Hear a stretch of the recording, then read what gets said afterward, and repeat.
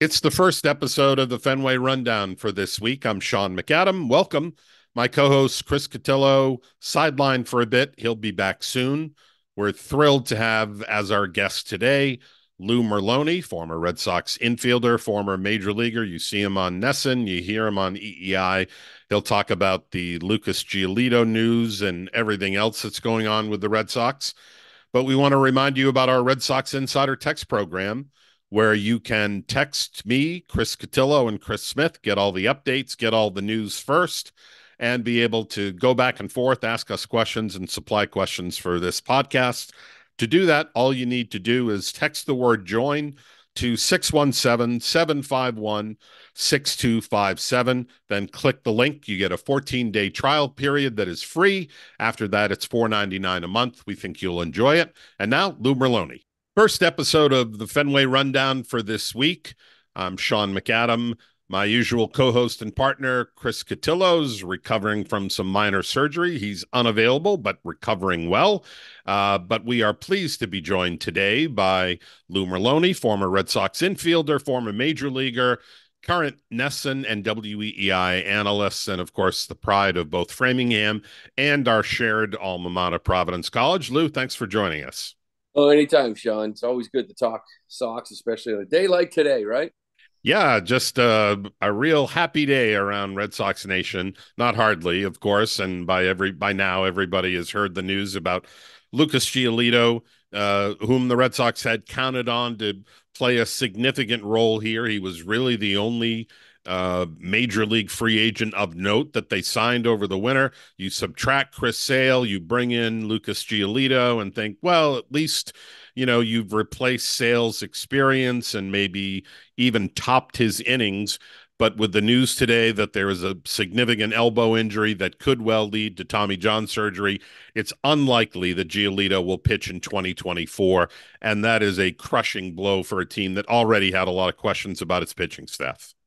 Yeah, I don't think the injury to Lucas Giolito was going to send me into a tailspin, but it kind of has because of the ripple effects. It was, let's face it, it was kind of like a reclamation project, anyways, right? So I don't know what the quality inning, what the ERA was going to be, but we were banking on those innings on a staff that desperately needed it, banking on 175, 180 innings on a team that needs it. And with him gone, it's the ripple effect. First off, he's got the player option next year of 19 million. So now you just spent 37 million in 2 years on a pitcher that you may never see. You may get him next year for a month, but it also now puts Whitlock and Houck probably in this rotation, maybe Winkowski.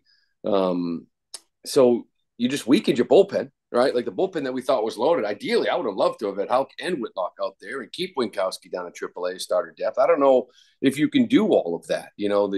I just start thinking about the starters you have in this organization, trying to get through 6 months. We lived it last year, right? A 3-man rotation or 3.5-man rotation. And right now you're kind of worried because a lot of guys really haven't proven themselves yet. Yeah, and you also worry about what does this do to a guy like Bayo, who everyone expects has that high ceiling and projects like he could eventually be a number one or at the very least a very good number two. But you worry, does this put a little bit too much on his shoulders too soon? He's only made 39 starts at the big league level. He's been inconsistent, as young pitchers often are. That development is not always linear. We know that. And you worry, does he now try to do too much? Does he try to say to himself, now I have to be the number one guy before he's ready to assume that kind of workload and responsibility? Yeah, I That think that you're hitting on, that domino effect that you talked about. yeah, and I think you're hitting on the biggest issue for this team in general. Like the entire roster is like they lack those anchors, stars, whatever you want to call them. Like they lack those givens. Nothing is a given. I get it. I mean, look at Giolito. Guy's never had arm problems his whole life, and here he is, probably going to have Tommy John. So even though nothing's a given, you still need those anchors. Like Bayo should not be considered the 1 or a 2 this year, right? He should be 3, 4 in that area and just go out and pitch and let your John Lester, John Lackey take care of the top, right? Let your Pedro Schilling take care of the top. Let your Beckett and whoever it was back then, Lester, take care of the top of the rotation, and you just settle in.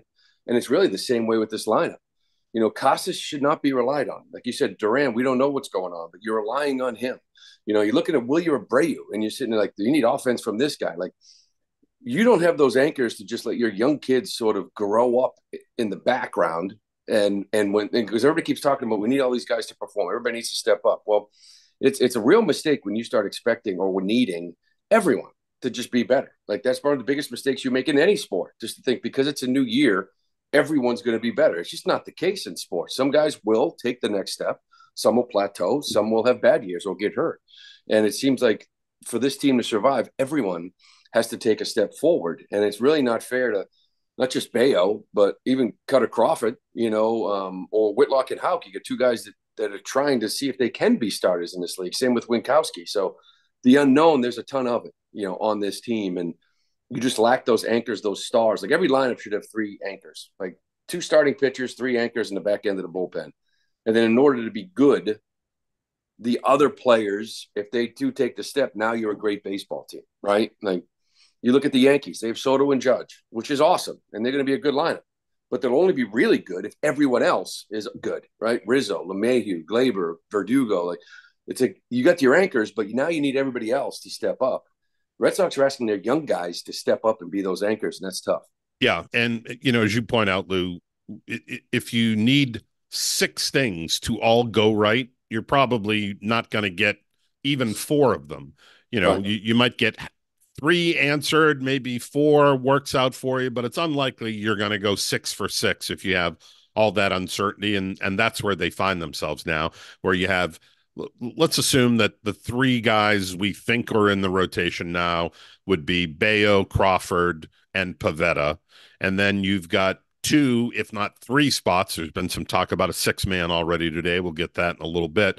But now you've got, instead of Winkowski going back and either being the seventh inning guy in the bullpen, or even getting stretched out in Worcester, now you need him to be plugged in, Yeah. or you need both Houck and Whitlock in the rotation, and you take that multi-inning relief option off the table because they're needed to provide 4, 5, 6 innings as a starter. I don't think you want to go through the year with all those openers the way they did a year ago, but you wonder if they're not asking a lot of these guys to do too much too soon. Yeah, and listen, you were down there with me, and other than the Giolito injury today, like we all liked what we were seeing. Everybody was raving about all these guys, but the reality is they're not going to be able to prove all these guys is what they need to prove. They're not going to be able to do it in spring training. Like you shouldn't be surprised that Tanner Houck was outstanding for 2 or 3 innings. His first two outings, he's been outstanding his whole career for 3 innings, right? Like you shouldn't be surprised that Cutter Crawford looked really good when he got to about 55 pitches, after 3 innings, and called it a day, or 50 pitches. Like his issue is pitches 70 to 85, right? Keeping that stuff up, like going deeper into games. Will we find that out in camp? I don't know. Like if he gets 6 innings, will they still be big leaguers hitting against him? Well, We don't know. that's just it. In Grapefruit League or any spring training games, particularly when you're home and the other team has brought a bunch of minor leaguers, you Yeah. got double A kids coming up after the first two at bats. Yeah. And, it's hard to take too much good or bad from what you're seeing because this isn't who he's going to be facing in a month. Yeah, that's why the road games are fun. I'm not that I like traveling, but you get to see their A squad. So the starting pitcher go against the A squad. Guys like Rafaela and getting at bats against big league pitchers. But and again, Tanner Houck, I think he looks really good. Velocity is up. He came in innings 4 through 6 behind Bayo the other day at home against Washington, who took 2 bench guys, or 3 bench guys, and 8 AAA guys. And by the time Tanner came in, I don't even know if he just dominated AA guys. But he looks good. And same thing with Witt. He's throwing home games, but it's the road games when you face the A lineups, and you probably only face them twice. So Right. maybe you start facing them 3 times, which is really the question for all these guys. Winkowski, can his stuff last for 5 or 6 innings? Can he go 150 innings? We're not going to find that out in camp. So we judge spring training based on what we see. They really see the numbers, and really they're still going to have to go on to what they see and what they project and what they think, because they might not get some of those answers either. They may be forced to do it now, though, right? So Right. And one of the names that got brought up already today from Chief Baseball Officer Craig Breslow is the possibility that, and I think a lot of diehard Red Sox fans would fail this trivia question. Who was the other major league free agent signed by the Red Sox other than Lucas Giolito? Do you know the answer to this? That would be the your sixth starter, I believe, Cooper Criswell. Cooper Criswell was the only other major league free agent signed over the winter. And now suddenly a guy without much of a track record at the big league level is competing for a back end spot now because, again, the domino effect and opening up and moving guys into the rotation. Criswell's got a live arm. The stuff looks pretty good, but we know next to nothing about his ability to get major league hitters out as a starter. It just goes into the whole offseason, really, right? Like we need starting pitching, and now you didn't add anything with Giolito going down. And who would listen? Again, nobody would have seen that coming, okay? Because he has been healthy, but this is why we kept talking about like the Montgomerys and adding more guys and everything else, and because you need the stockpile starting pitching so your bullpen can be electric, right? And so that's your pitching staff, and instead they bring in Giolito, and it's like, okay, was, kind of thin. Thought it was going to be two starters like that. The minute the offseason started, Sean, didn't everybody tell us they need two? Yeah, And they at didn't. minimum. Yeah, and they didn't. And, which brings up, I know Montgomery is still out there. I don't know how you feel about it, but like to me, it's like now I feel like, they should be locking him up for 5 years because they need it in the future. But if John Henry didn't believe enough in this team to spend money, and invest, which I think is really kind of the unspoken truth, is that he Yep. just doesn't believe in this team, Yeah. or he wouldn't. With this guy going down, what makes you think he's going to go out and spend now? Right. It's almost counterintuitive, but I agree completely with you on Montgomery. And I'm talking to someone who uses Jordan Montgomery's picture Yeah, in his X or Twitter avatar. better have You've hope. been you've been vocal in your support for him, but I think on social media today, it's like, well, now they really have to sign Montgomery. And you got to tell people it's the exact opposite. Problem. That maybe there was a 10% chance they were going to sign him yesterday. I'd say that's below 5% now because of the scenario you just sketched out. Because I think the reason he's not here is because John Henry thought this one guy is not going to make a difference in 2024. And you can argue that that's probably the case. Um, but now they're not as good as they were 24 hours ago. So if he wasn't good enough to add to the roster yesterday, or if he wasn't going to make a difference being added to the roster yesterday, he's even less of a fit now because the team is worse than it was 24 hours ago, given the Yeah, Giolito situation. yeah, and I just sort of look at like, so when do we start winning again? When do we also, everyone's wondering that, right? When do we start acting like the Sox again? And what concerns me is that next year you get $19 million tied up in a pitcher you won't see. Like I think if somehow that option, he was here next year and he was throwing the ball well, or at least useful because he gave you 170 innings, the Red Sox might be like, okay, we got a starting pitcher. Now they got to still replace that, even though they're still paying this guy 19.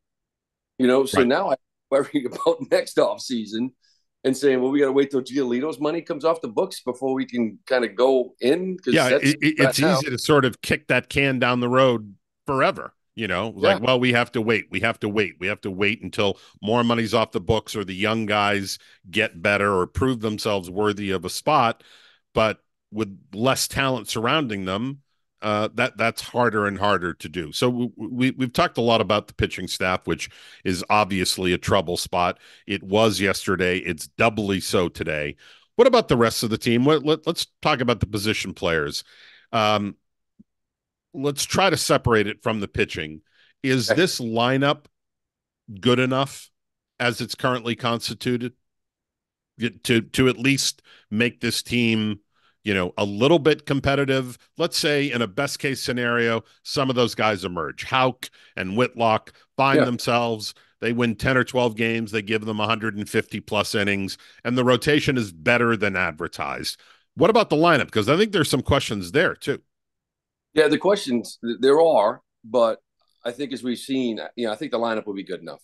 You know what I mean? I think there'll be times when they go quiet and don't score, runners in scoring position. There'll be times that's a season. They're not going to be one of the better lineups in the game. You look at Texas or New York might do, or Baltimore may do, and some of these teams, Houston, like they're not going to have one of the better lineups in the game, but they'll be better than average. I think. In the American League, I think they should be better than average. But you're right. There's still some questions. We don't know what's going on in the outfield. But one of the things that I find interesting, because I was down there for a couple of weeks, that nobody's really talking about second. And that was even before Grissom got hurt. Like it was just handed to him. There's a little bit of a hamstring. I didn't get to see him much. I saw him take BP, and I think he's a big, strong kid. I think the bat equal play. But defensively, I saw him take ground balls one day. That was actually the next day was when he had the groin pull, and to me, he just looked uncomfortable, like at second base.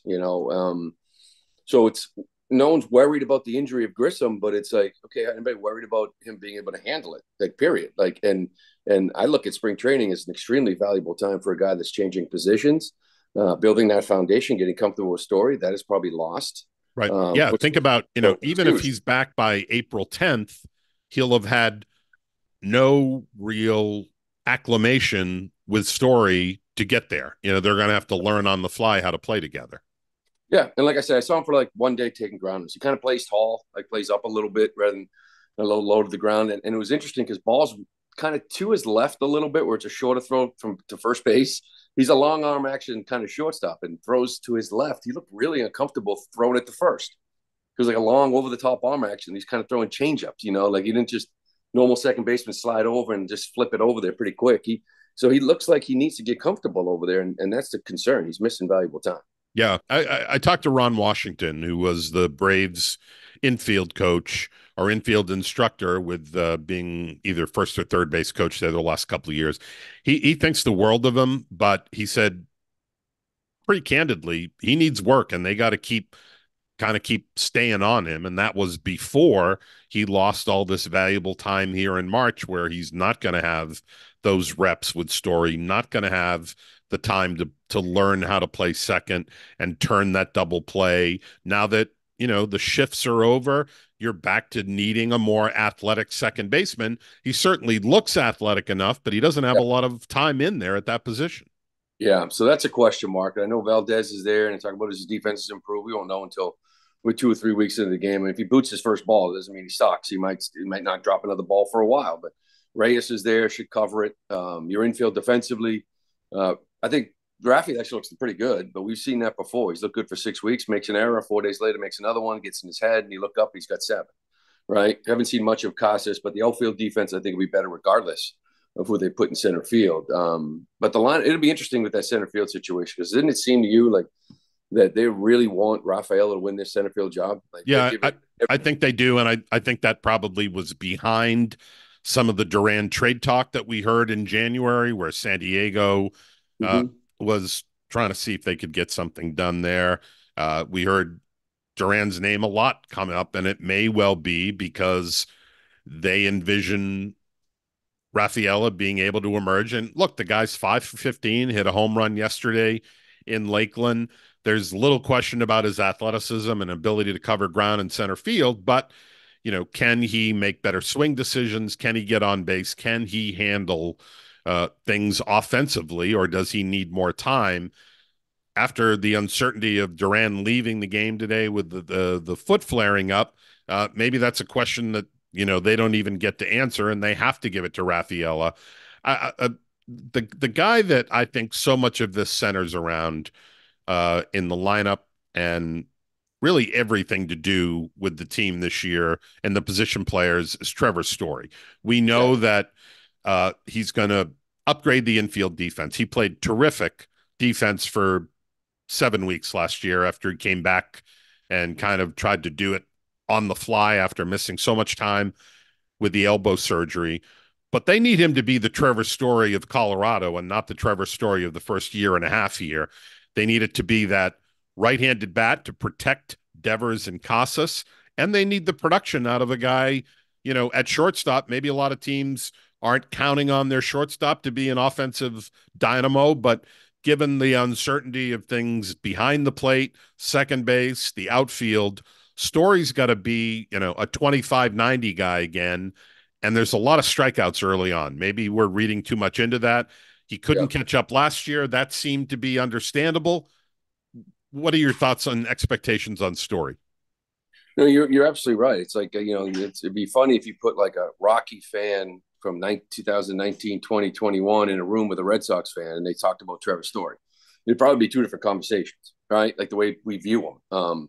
He needs to be good offensively, and really, it's like fastball timing, And when you start seeing him get beat with fastballs, that's when he starts cheating, gets susceptible to breaking balls down and away. And early in camp, I saw him the other day. He punched out 3 times, and she wasn't great. But so I'm jumping a couple fastballs, so it's going to take a little bit of time. I was talking to Pete Fatsi, and he's like, he just needs at bats. He missed a lot last year as well, but he is the key to this offense. Whether he's hitting, if he doesn't can't hit third, if there's too much swing and miss there to hit third, not production, he's got to drop down. I don't know who jumps in. Do they think a guy like Tyler O'Neill can? Do they just say screw it and put Casas behind him?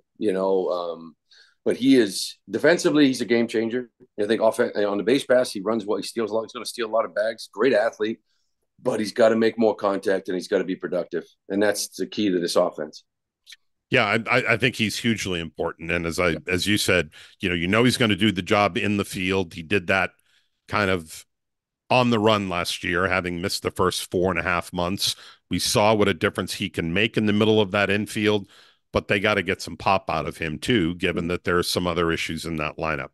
Um, the let's talk about the fan base, which I know you like interacting with fans on Twitter. You're a native New Englander. You Yeah. grew up here. You played for the team. Can you think of a time in your lifetime when fans were more down on the franchise than they are right now? No, not at all. And I think a lot of that has to do with turnover of a fan base. Um, I would say, so you're 6 years old and you see your grandfather and father crying in 2004. You start becoming a fan at 7, right? Now in 2004, so now you're 26 years old. You're out there, you're struggling on your own. Maybe you got a girl you can't afford to go out, take her out on a date, and you try to go to Fenway Park and you can't afford it. You're pissed off, especially when the team's not winning. 21-year-old kid in '04 is now 45. So this new age fan base has never really been disappointed in their teams. Starting in 2000, with the Patriots and the run that we're on right now.